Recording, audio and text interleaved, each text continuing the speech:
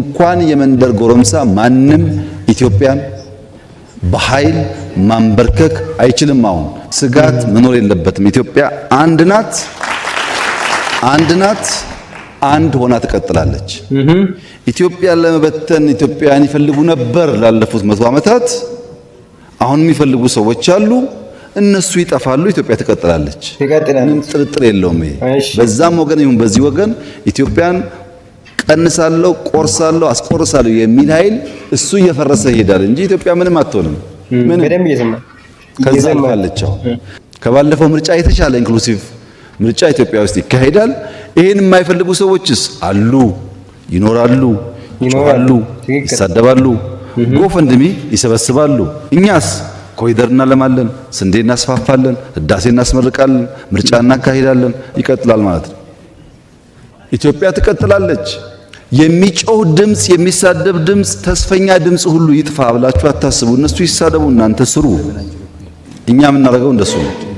ታሪክ እንዴት ይመዘናል እናየዋለን። ችግር የለው። መስራት የሚፈልጉ ብቃት ያላቸው ሰዎች ከእናንተም ውስጥ እንዲበዙ ነው የምንፈልገው። በስተው ተባብረን ኢትዮጵያን እናጽና፣ እናልማ። በሐሳብ ካልተግባባን ችግር የለውም። ችግር እኮ የለውም። እንከራከራለን፣ እንጨቃጨቃለን፣ ግን ኢትዮጵያን በጋራ እናለማለን። በዛ መንገድ እኛ ዝግጁ ነን። ምህዳር እንዲሰፋ እኛ የቸገረን አብረን እንስራ ስንል እኛ ጋር እየሰሩ ሽፍታ የሚያግዙ ነው አስቸጋሪ ሆኖ የምናገኛቸው። ኢንክሉሲቭ ናሽናል ዲያሎጉን በጋራ እናሳካ፣ ትግራይን ጨምሮ። ለማንም ጠቃሚ ነገር ነው። ባይሆንስ መሆኑ እኮ አይቀርም ነገርየው። አንተ ትቀራለህ እንጂ ነገርየው ይሆናል። ከምትቀር ሐሳብህን አስደምጠህ ከምትናገረው 10 2 3 እንኳን ተቀባይነት ካገኘ ድል ነው ማለት ነው። በዚያ መንፈስ ሁሉም ሰው በንግግሩ ይሳተፍ። በሚቀጥለው ምርጫ ተጠናክራችሁ ተሰባስባችሁ ማክሲመም ድጋፍ እናደርጋለን። አብረን በሰላማዊ መንገድ እንታገላለን። አሁን ደግሜ ማረጋግጥላችሁ ነገር ባለፈው ብያችኋለሁ። አብላጫ ሲት በፓርላማ ካገኙ እመኑኝ 97 ኢትዮጵያ ውስጥ አይደገምም። አመስግነን ሰተንም እንሄዳለን። አይደገምም እሱ። እናንተ ግን አሁን ባላችሁበት ሁኔታ ያን ነገር ማሳካት ስለሚያስቸግር ሰብሰብ ማለትን እመኑ። 10ም አገኙ 20ም አገኙ እኛ ካሸነፍን አብረናችሁ እንሰራለን። ካሸነፋችሁ እንሰጣችኋለን። በምን? በሰላማዊ ምርጫ። ወይ ተሸንፋችሁ አብሮ ለመስራት ተዘጋጁ፣ ወይ አሸንፋችሁ በሰላም ለመቀበል ተዘጋጁ። ከዚህ ውጭ ያለው ምርጫ ብዙ አያዋጣም። ኢትዮጵያ አሁን በሽፍታ በክላሽ በምናምን አልፈናል። ከዛ 100 ዓመት ቢታገል ማንም ሰው በክላሽ አያሸንፈንም። 100 ዓመት ጥቅም የለውም። ከመጡስ እንቀበላለን። ለምን? ለኢትዮጵያ ሰላም ሲባል። ቤኒሻንጉል ተቀብለናል፣ ታውቃላችሁ። አፋር ተቀብለናል። አልመጣም ካለስ በጋራ ሆነን እኛ በህግ እንታገል። እዛም እዚህም አንቁም። የሚያዋጣው በጋራ ሆነ ኢትዮጵያን ብናበለጽግ ነው። ስልጣንና ቋንጣ ተንጠልጥለው አይቀሩም እላሉ ብዙ ጊዜ። ቋንጣውንም ዘልዝሎ የሰቀሉ አውርዶ ይበላዋል፣ ስልጣንንም ያወጣው ህዝብ ይጥለዋል። ሰው ጠግቦ ካልበላ ጠቅላይ ሚኒስትሩ ሚራክል ነው እድገታችን ይላሉ። የቱ ጋ ነው ሚራክል የሆነው? የዳዋ አንጀት ውስጥ ጠብ አድርጎ ልጆቹን አጉርሶ ማኖር ካልቻለ የቱ ጋ ነው ሚራክሉ? ሚራክል ነው እኮ የሚባለው እድገት የሰዎችን ኑሮ እኮ አሻሽሎ ነው። እድገት ካለ የእያንዳንዱ ዜጋ ኑሮ መሻሻል አለበት። የዜጎችን ኑሮ ያላሻሻለ እድገት የቱ ጋ ነው ያለው? የምንገነባቸው ፎቆች፣ የምናለማቸው መናፈሻዎች፣ መዝናኛዎች ከሆኑ እሱ ለጥቂት ሰዎች ነው። ምናልባት ወደፊት ዓለማችን በዚህ የምትቀጥል ከሆነ የጥቂት ሰዎች መኖሪያ ብቻ ልትሆን ይችላል። ድሃ የሚባለው አካል ተጠራርጎ ሊወጣ ይችላል፣ ከምድርም ሊጠፋ ይችላል። በዚህ አይነት መልኩ የምንቀጥል ከሆነ ከዚህ አንጻር ይህ በኢኮኖሚው ረገድ እድገት ካለ ግድ ማየት አለብን። ነዳጅ መንግስት ይደጉም ነበር፣ ይደጉም ነበር፣ ምንም ጥርጥር የለውም። መንግስት እኮ ይደጉማል። ዜጎች አቅም ካጡ ኢኮኖሚው ላይ ይደጉማል። የግድ ነዋ። እነኚህ ዜጎች ተቸገርን ብለው እኮ ነው የሚጮሁት። ለምንድን ነው አምና የኬንያን ፓርላማ የናይሮቢ ነዋሪዎች ኬንያውያን የበጠበጡት? መጠነኛ የሆነ የግብር እንትን ስለመጣ ሳይጸድቅ አይደለም እንዴ? ፈርታው ነው ገና ለገና። ይሄ ጸደቀ ማለት ምን ውስጥ ነው የምንገባው? መንግስት ቆም ብሎ ራሱን እንዲፈትሽ አድርጎታል። ዜጎች አስቀድመው አለርት ሆነው ይጠብቃሉ እኮ።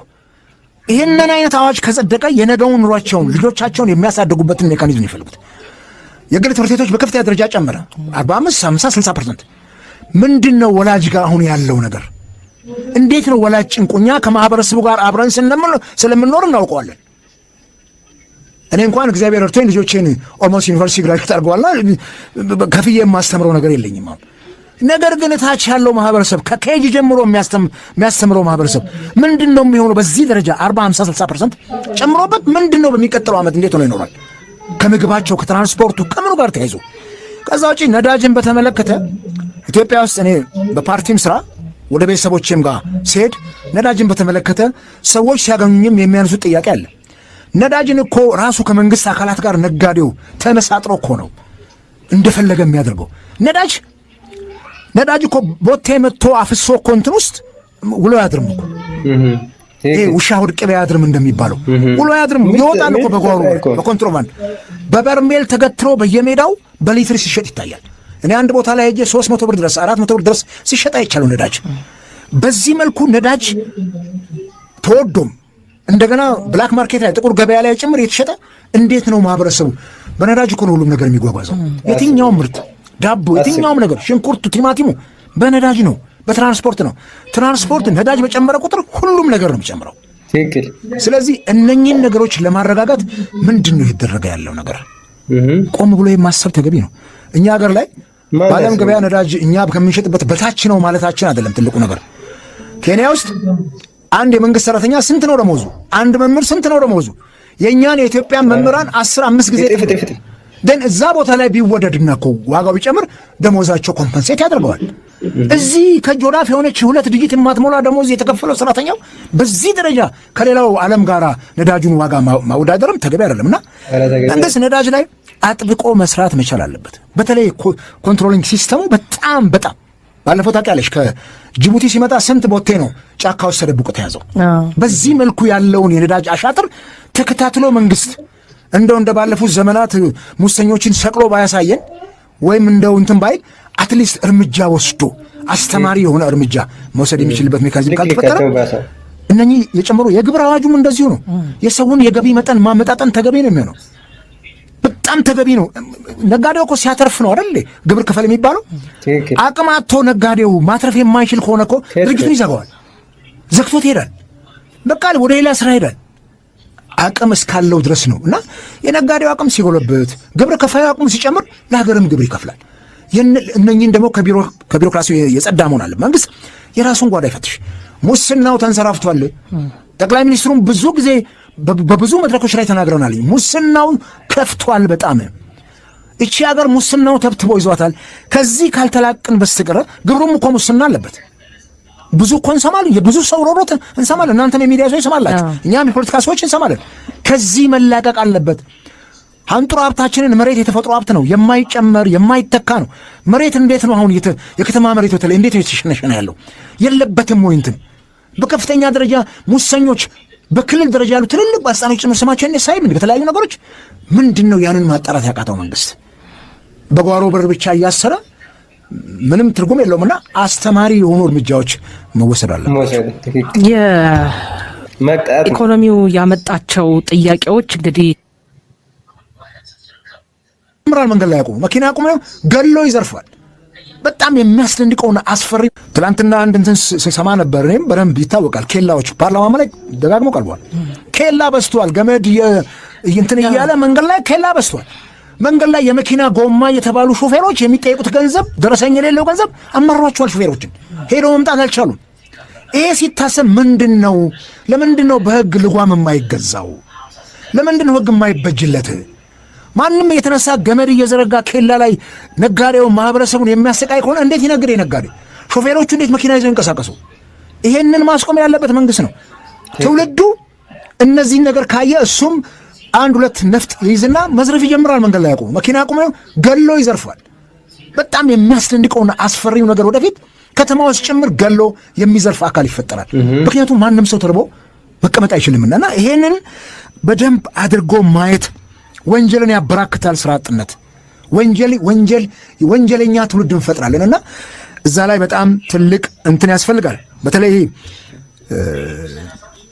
ሰላማዊ የሆኑ እንቅስቃሴዎችን የሚገቱ ወንጀሎች እየሰፉ ሲመጡ ለትውልዱ ለምሳሌ ከሌላው የኢትዮጵያ ክልል ወደ አዲስ አበባ የሚገባው እኔ ምርት ዜጎች ያን ምርት እንኳን ገዝተው ገበያ ላይ ቸርችረው ኑሯቸውን እንዳይደግሙ ዛሬ በየመንገዱ የሚደረገው ዝርፊያና በየመንገዱ ያለው የሰዎች ግድያና መታፈን መወሰድ አደጋለሁ። ጦርነትን ማቆም አለብን፣ መቆም አለበት። ቶታሊ ይሄ ሀገር ውስጥ ያሉ ኖት ኦንሊ አማራ ላይ ችግሩ ገንግኖ ኦሮሚያም ችግር ላይ ስለማይወራ እንጂ አለ በየቦታው። ይሄ መቆም አለበት። ይሄ የማይቆም ከሆነና እርስ በርሳችን እየተቆራቆስን የምንቀጥል ከሆነ ለውጭው ጠላት በር እንከፍታለን። ዛሬ እነ ሱዳን መሬታችንን እኮ ይዘው ቁጭ ብለዋል እኮ አይደል? ገብተው ወደ ሀገራችን ክልል ኤርትራ እኮ መሬታችንን ከትግራይ ቆርሳ እኮ ወስዳ ቁጭ ብላለች። ይሄንን እንኳን መከላከል አልቻልንም። ለምን? ውስጣችን ያለው መቆራቆስና ውስጣችን ያለው ምላጭ መሳሳብ አንድ እንድንሆን አላደረገንም። በኢትዮጵያዊነት እኔ ኢትዮጵያን ሊያፈርስ ከሚመጣ ህልውናችንን ከሚገዳደር የትኛውም አካል ጋር የሚያብር ኢትዮጵያዊ ካለ እሱ ኢትዮጵያ አይደለም። በጣም ጥንቃቄ ልናደርግ ይገባል።